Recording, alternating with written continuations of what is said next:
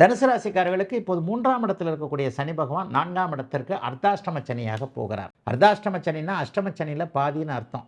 அஷ்டம சனியில கொடுக்கக்கூடிய தொல்லைகளை பாதி கொடுக்க போறார் அப்படிங்கிற அர்த்தத்தில் தான் அந்த அர்த்தாஷ்டம சனி என்பது சொல்லப்பட்டது. ஆனாலும் பாருங்க, தனுசு ராசிக்காரர்களுக்கு அப்படிலாம் பெரிய சோதனைகள் வராது.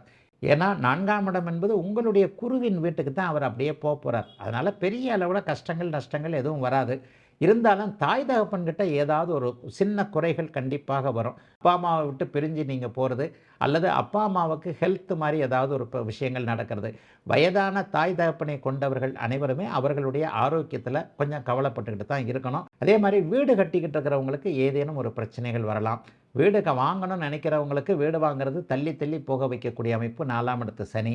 கொத்தனார், மேஸ்திரி, இந்த கான்ட்ராக்டர் போன்ற விஷயங்களில் டக்குன்னு நம்பி யார்கிட்டையும் கொடுத்துடாதீங்க.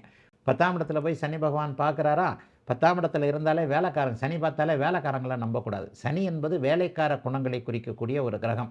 அப்போ என்ன நடக்கும்? தொழிலில் உடையவன் இல்லா இருக்கை பால் அப்படிங்கிறத கண்டிப்பாக தனுசு ராசிக்காரர்கள் இந்த 2 வருஷமும் நினச்சிக்கணும்.